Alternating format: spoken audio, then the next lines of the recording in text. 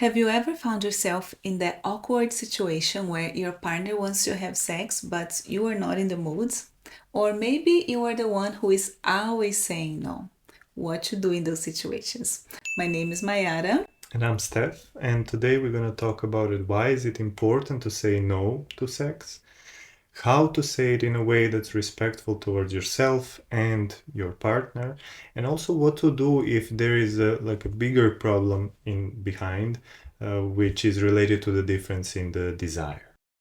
So yeah, first things first, it's okay to say no. Yes, it's totally okay to say no. You don't have to be ready to go all the time, especially you don't have to be ready to go all the time your partner looks for you. So it's okay to say no. There is nothing wrong with it, right? It's also important that you say no if you are not in the mood because you need to honor your body and honor yourself. The worst thing you can do is do something that you are not in the mood or ready to do. So it's Yeah. totally okay. And I think it's important to note to mention this and stress it at the very beginning because we are influenced by various forces from our surrounding that are, for men, for example, pushing us to never say no, because if you're not a man if you don't want sex, right? Or in the case of women, we women have been taught that this is a way how to please their man and one of their primary duties, and because of this, because of these generational patterns, the saying no becomes very, very hard. Yeah. And we think that this is one of the topics, one of the areas of Reasons. your lives where if it's not a full fucking body, yes, then you should listen to that feeling. So Yeah. yeah. Yeah, so these are some of the reasons why people are not saying no or they're scared of saying no, right? The societal Yeah. pressure, the feeling that I should be, a good wife, a good woman and fulfill my partner's, sexual desires and needs. Or even like the fear or jealousy that if I am not there when he wants, he may go look for it somewhere else. So I better be there and I better be okay.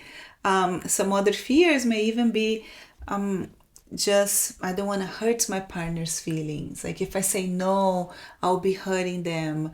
Or maybe he'll get angry with me, or we are gonna have a fight, there will be conflict.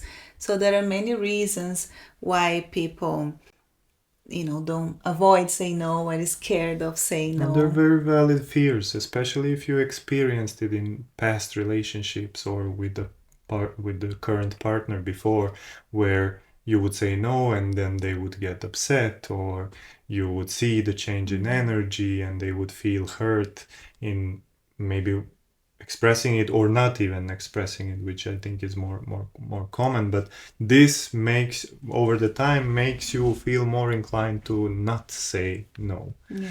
And also on the other side, it's possible that you say no because you're not aware whether you want sex or not. So because of this unclear position that you're finding yourself in, you might just go with the flow. So yeah, these are Yeah. some reasons why people Yeah, and it's really say no. important to feel safe to say no, right? This, if you have this fear that if I say no, my partner will be upset, will be angry, that's a red flag because you should be able to feel safe to say no, knowing that your partner will honor and respect how you feel. And if your partner is like maybe pressuring you or maybe getting angry at you or not respecting, so this is a huge red flag. That's something you need to work on because if Yeah. you feel unsafe to say no because you create a big problem, then you are also gonna feel not sure, like not safe enough to say yes. So if you are safe to say no, you also know that you're safe to say yes. You know you can be yourself and they're gonna be there for you no matter what. So this is huge, to have in mind that it is okay, and your partner needs to be okay with that as well. If if you are like wanting to say no, but you are not feeling safe, or Yeah. you don't, all because of all of these reasons from that we mentioned, you don't say, then this sex is probably not gonna be as enjoyable for you, and consequently not for your partner.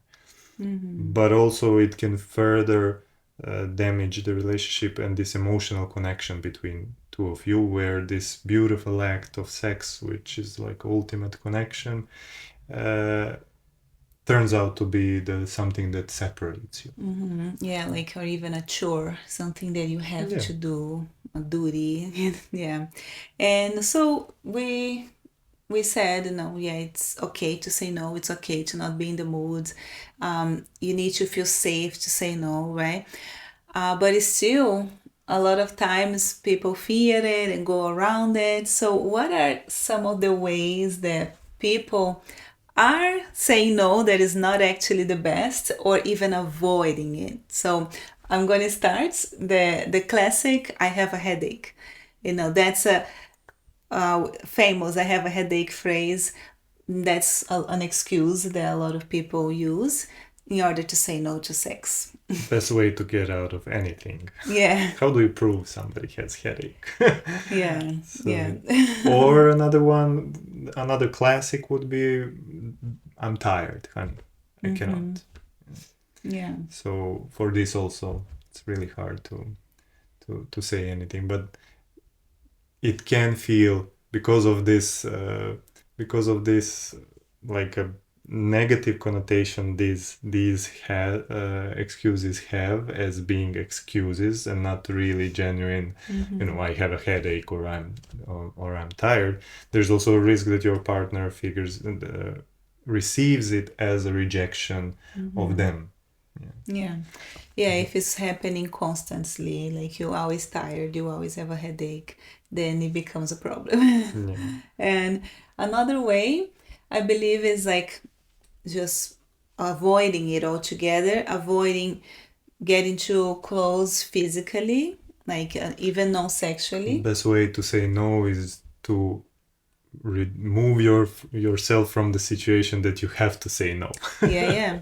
Yeah, so we never kiss too much, never cuddle too much, because I don't want to like start something. But also, what a lot of couples end up doing is, you know, is going to beds before the partner or after to make sure they never, find herself on the moments. Coming home late.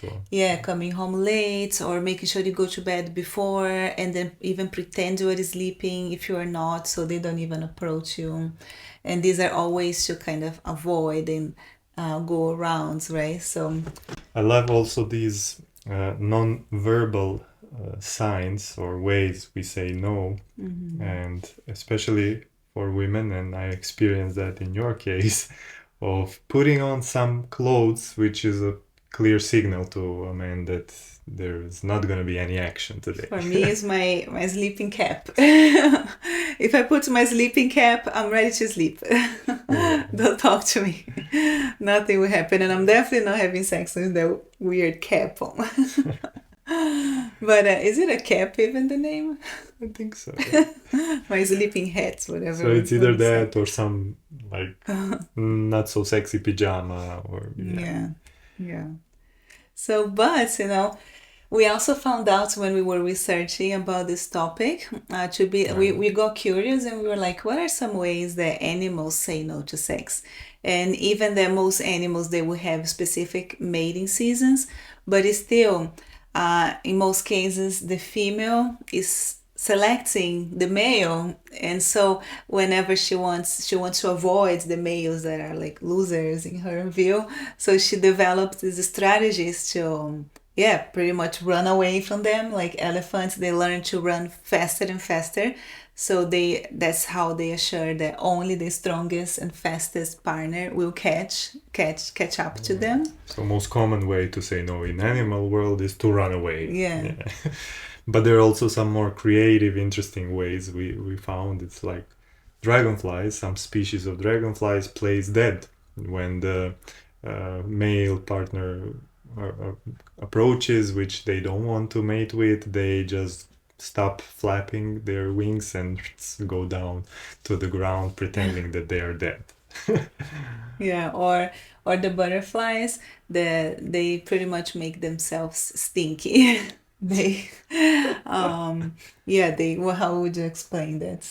I They the release words. some odor which makes them stinky and repels the mate Yeah, in that yeah. way. So these are the ways like Please don't do that to me. yeah. Gonna make sure I don't shower for 3 days. Don't use deodorants. Make sure that way you're not gonna even start. But yeah, this Oh, is I don't mind about that, don't man. we don't mind. So this is what we don't want to do, right? Like definitely we don't want to do these kinds of things, playing that, making ourselves stinky. But so yeah, let's talk about how we actually do that in a good way, in a way that is not hurtful, right, to our partners. And first, you have to kind of have the moments where you're like, is this a for sure a no? Your partner approaches you and you're like, do I know for sure is a no? So maybe you were just really tired, really exhausted, and you know that there is nothing left in you, no energy, and you're ready to sleep. So that for sure is a no. Or maybe, let's say it's during the day and you are really into something that you are doing, and your partner approaches you like a surprise, but you really just want to finish there, or you know it, or you just not, in the mood. Then the best way is to be very clear and direct, but also gentle. An example would be to give it even a compliment, and say how much you appreciate that they are initiating, maybe how sexy they look. Like, I really love that you initiate, you look really sexy right now, but I'm really, really tired and there is nothing left in me today. So you're being clear, but you are also like when you give no, a compliment, you were saying, I love that you initiate. Please continue initiating, but it's just not the best moments, or I'm not able to connect right now, right? I think one nice example would be to say, like, I appreciate you initiating, but I really had an exhausting day, and if we would engage now, I would be completely lifeless, like a plank, and I don't want our sexual experiences to be like that. Yeah. So this is a nice way to convey that there is an objective reason why you are not in the mood and that you don't want this, so that your partner also understands clearly it's not up to them.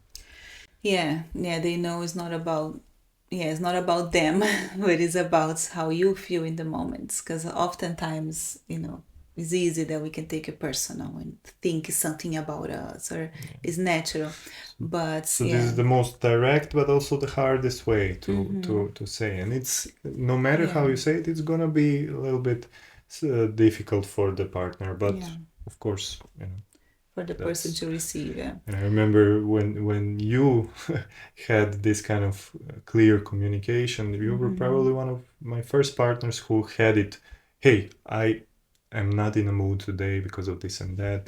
Can we do it some other day? And I was like, oh, well, wait. It felt strange, but of course, the other side needs to have this respect first attitude, respect of partner's wishes, and Yeah. this. But anyway, Yeah. makes it feel weird. And by the way, we are gonna have another episode where we talk about being on the receiving end of this. So we're gonna give tips, how to be on the receiving end of a no. But also, another point for you to say no is that if the moment is appropriate, calls for it, offer alternatives. A no doesn't have to be get away from me. Is sometimes you are not in a mood for sex, but you have alternatives. For example, what about, I'm really tired right now and there is no energy left in me, but I would love to be close to you. Are you up to cuddle a bit in bed and hug and just relax together? So the way you are still offering to be close and open to be close, without pushing your partner away, so you open to be close, but without having sex, in intercourse or nothing like this. So you respect your needs and Yeah. also need of your partner for connection. Yeah, or maybe it's not even that you were tired. Maybe you were not tired, but you were just really not in the mood for that right now. So maybe you can say, okay, what about a massage? What about let's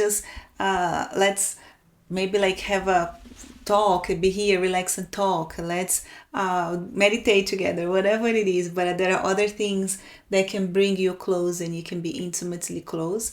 That doesn't mean sex. So you're gonna feel the moments and offer these alternatives, for that. Yeah, this is one way. There's another point where you maybe are not even sure are you in the mood or not, and you just want to see where it goes, but Yeah. you don't want to give a false expectations. So instead of being silent and starting and then having a really hard time of stopping, you could be open up front and say how you feel. Hey, I'm in the mood to connect, but I'm unsure what I exactly want. So can we just cuddle and make out and then see where this goes? Yeah. Or do you want to take a shower together without expectation? Just something like this where you are saying, okay, I'm open to connecting, I'm open to being close, but I don't want this to have to mean, intercourse or orgasms, So, and that's is really nice to have that kind of freedom with your partner where you can be close and you can be playful and it doesn't mean intercourse. And I feel like as well, when you have that in your relationship, opens you up more for being closer. That's how I feel in our relationship, that I know we can be very playful and it doesn't have to mean anything. And, he's never going to be upset or nothing. Doesn't mean anything. We can be all kinds of playful and that's it. So it's nice to get used to that, so that just makes you keep that spark alive when you can be playful in random times, or you can kiss, you can really make out, you can be sexy and you can be fun, and it doesn't need to just ends the exact same way. But for this, we need to know that there are other ways that we can Yeah. connect besides sex. It's not only sex. Yeah. And yeah, many different kinds of foreplay if we are going that way, but also just talking, having different conversations about different stuff, and just snuggling, Yeah. just hugging and listening to music and being silent. It's also one way to connect, being present with your partner without doing anything sexual. But yeah, for this maybe we're gonna talk much more about it in our intimacy playbook, so you can feel free to download it and see maybe these first stages of this intimacy connection, yeah, experience that allow you to expand a little bit your view on what can you do to make this connection. Yeah, so check out, if you haven't yet, check out our free PDF. It's called the Intimacy Playbook, and we are going to put the link in the description below the video, and we guide you through all these stages. So maybe you just want to play a bit on the first few stages, and then we give you some ideas of what to do and how to connect with your partner, and it doesn't have to be all the way like intercourse. So yeah, check it out. Usually when we speak about this topic of saying no, it's about women saying no to men, right? But we neglect one point, the other side, where it's actually possible for men to say no and not want sex. And I recently even had a friend who I talked about it, about this topic with, and he had too much sex in his opinion, and he wasn't aware how to say it. He was scared to say it because of fear of being perceived as less of a man. And I think this is the core reason why for men is hard to say no because of this societal expectation that you are always supposed to be up for sex, and that this defines you as a good man, good partner, good mate. But men who are in tune with their body, and this is something you taught me, to be in tune with my own body and not just blindly say yes or initiate blindly every night, uh, have more quality sex also, because Yeah. when you are when your body is telling you no but you push it through, your body is not going to really cooperate. Maybe it's going to be premature ejaculation, you're going to rush things, the foreplay is not going to be good because you're tired, Yeah. and overall it's not going to be a nice experience. So Yeah. and when men are in tune with their body and say no, it's also a great way for them to set boundaries and to learn to respect their own bodies. Yeah, maybe they're tired, for whatever reason, or just not in the mood, or maybe stressed with something. So that's a really good point Yeah, too. and That is it's okay for men as it's well. extremely vulnerable thing Yeah, to say yeah. no, to decline sex even. Imagine. Yeah, yeah, exactly. And for the woman, yeah, it's understanding and also being supportive and not taking personal. Yeah. Yeah. But there is also an issue if we are never in the moods and we are always just saying no or trying to avoid, and that can be a big issue in a relationship. If you notice yourself as always the one always saying no, or maybe you end up saying yes because you said no too many times already, and it's just okay, I should say yes now because last 3 times I said no. Or for whatever reason you're just never even thinking about it. So that can be a big issue. So we also want to give some tips for that, right? And starting with figuring out why this is the case, it would be a beginning for that. It's like, why I'm never in the mood. And it can be many reasons. It can be because I don't feel emotionally connected to my partner. It's so common that couples, once they are living together, they end up becoming roommates in a way that they're just doing the chores, doing the tasks, paying the bills, sitting to watch Netflix, but are not having the romance that they had in the beginning of the relationship. And while in the beginning of the relationship, they would make time for each other, they would take a night out just for them to go meet the person, to go talk, to be together. But then once they start living together, they forget about it, and many times they wouldn't even have a passionate kiss. And I definitely had this happening before, in previous relationships where there were no like intimacy, like no passionate kiss, like only when the person wanted to have sex. That's the only time we would share a real kiss. Otherwise, it was never even a kiss or a hug. So that becomes hard when you feel completely emotionally disconnected. Or every day we're just like, hey, okay, can you grab this for me? Can you pick up the laundry? Can you? But then now we just have to turn on our desire just because we lie down in bed. So that can be really challenging. So this is, for example, one of the reasons.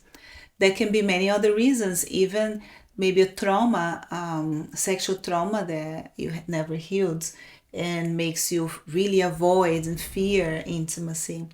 Maybe is pain. Maybe you have some physical thing going on where your sex is really uncomfortable and painful. So there can be many reasons. Maybe you have things that you haven't worked on with your partner, like you have a lot of piled up emotions from fighting, from arguing, and you never cleared out. So you were just like, I'm not talking about it, but I'm also don't want to be close to you. So you have to figure it out.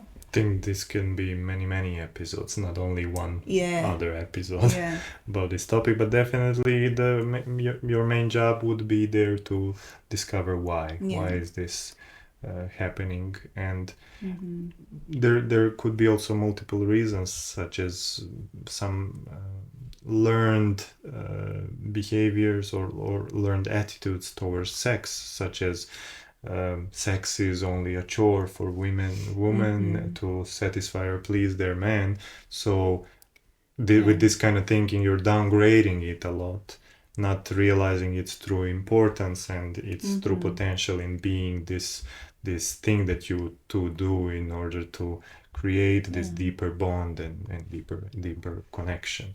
So And having this in mind helps it then also prioritizing it and intentionally making time for it. yeah, maybe we're not even enjoying sex. And that's another huge reason for a lot of women, especially, that they never really enjoy. It's all about their partner. They don't know what they like. They never tell their partner Oh, doesn't know what they like. So, yeah, sex becomes something for the partner. And so they don't enjoy. And of course, if you don't enjoy, you eventually you'll be like, why am I even doing this? And try to avoid. But yeah, the mindset, um, I think would be a first thing to change, to know and understand that sex is important, and sex is a way for you and your partner to get closer to each other, to connect. So it's not a chore, it's a way for you to connect. It's a way for you to merge your energies, to become one. It's a beautiful thing and is very important in a romantic relationship. So, knowing this, we need to make it a priority. Like anything else, like eating is a priority for us. We need to eat, so we want to make sure we all of us are going to make time for that. And so anything else is a priority in your life. If you want to graduate from a certain college, you're going to make sure you study. So if you want a relationship to be successful and fulfilling, sex is a priority, and this emotional connection and physical connection is part of it. Otherwise, you can become best friends if you just mm. have a great, like friendship, and but you don't have the physical emotional intimacy in that way, then you become maybe good friends and good roommates. So it's important to be aware and make time for the prioritizing, right? Another thing you can do is learn about your sexual desire style and communicate it to your partner so that they know how to initiate, how to approach you. And yeah, it is really important to understand this part because a lot of couples and some of your clients were having this issue of thinking that they are never in a mood for sex, that one partner is never in the mood for sex, but in case they just had a mismatch in the desire style. One was usually spontaneous, and the other one was more responsive desire, which made them incompatible in a way because they didn't know how to approach each other. Mm-hmm. And yeah, Yeah, if you are not aware of what spontaneous and responsive desire is, it's like spontaneous desire means that you are just you find yourself spontaneously wanting to have sex. Maybe you're doing dishes and you think, I would love to have sex right now. Where's my partner at? Let me look for him or her. And but if you have a responsive desire, you may have moments of being spontaneously turned on and thinking about it, but in most cases, you are not. In most cases, you need to start some intimacy in mm, order to then get turned on. So, if you are this kind of person, knowing that, it means that you need to consciously make time for it. You plan already going to bed a bit earlier, finishing your things earlier so you have time, and then knowing that you are there, not that you're gonna be, I'm so turned on tonight, let's go do it, but you are gonna be like, okay, let me get turned on. This is how I get turned on. Let's put some nice music, let's kiss, touch my back like this, and you start learning. So the other points, right, is the communication with your partner. So you letting your partner know. It really works when you mm, touch my back gently and kiss my neck. That really turns me on. And you have to communicate with your partner. And if they are trying to do something that is too much, too fast, you have to say it too, and really set your partner up for success by letting them know what you like, what works for you. And even if you don't know, you can explore together, right? You can really be on this explorative mindsets where you were sitting in bed or you're lying down together, and you were playing and you're exploring and seeing, okay, now this is a bit too much now. Let's slow down. Let's, Mm. and vice versa, So this is the spontaneous desire style, spontaneous or responsive. So knowing this is really important. Yeah, and it doesn't have to be only about, telling them how to do what. It can also be about figuring out together what time of day is best for you to engage in sex. Yeah. That's, connected. And yeah, might want to try it in the morning or in the afternoon when you're still energized, and not just leave it for the afternoon, but definitely, yeah, Yeah. trying to figure out or even mixing it to not go into this default mode. Okay, now it's evening, now it's time for sex, and go into more passive default, same flow, boring mode. And yeah. And that's when it can really become that routine where you know that, okay, it's time, we're going to bed, he's gonna approach me or she's gonna approach me, and then you can start already feeling anxious even before, and maybe even thinking of excuses, and become that thing that you always do, at night, at the end of the day, when you're almost ready to sleep. So this doesn't work for most people too, because at the end of the day, when you're ready to sleep, you were just done. Usually you are tired, so your mind is getting ready to get cozy to sleep. So just notice if that's the biggest reason why you are never in the mood, because you're just tired. And if that's the case for you, then you need to find other ways, maybe afternoons, maybe like so. But one of the most common actually reasons for being in this prolonged lack of desire or no mood for sex is actually emotional disconnect. And this is what majority of couples who have dissatisfying sex life are actually bad at maintaining the emotional intimacy throughout the days, throughout the regular activities in the day, where we kind of warm up ourselves and our partner for the intimate act. And this can mean, flirting, it can be nice texts or hugs or kisses, which are just a little bit more than just a peck. And yeah, all of these are actually contributing then to this emotional intimacy, being vulnerable, being open to share your internal processes. And yeah, all of this is actually contributing to somebody's desire for sex or being in a mood for Yeah, sex. yeah, to want And we to don't have realize sex, it. right? Yeah. Yeah, because if we feel completely disconnected from our partner, then usually a lot of people are not gonna want to have sex, especially women. I think for that it's common that sometimes a man will still want just the release, the a sex that is disconnected, but it's just the, okay, I'm just having my release. But for women, in most cases, we want to feel close emotionally in order to have sex. And yeah, this is not just a switch, turn on, turn off. So it's important to keep that, yeah, the romance alive throughout the day. Yeah. Okay. So yeah, so make sure that you check again our intimacy playbook, and that's where we guide you through a step by step of intimately connected love making, and we go from the beginning stages of how to connect emotionally, and you can even play in these beginning stages, and that's it, or you can follow all the stages in how to really have that connected, intense, love making. So the link is gonna be showing up here on the screen or at the description box below this video.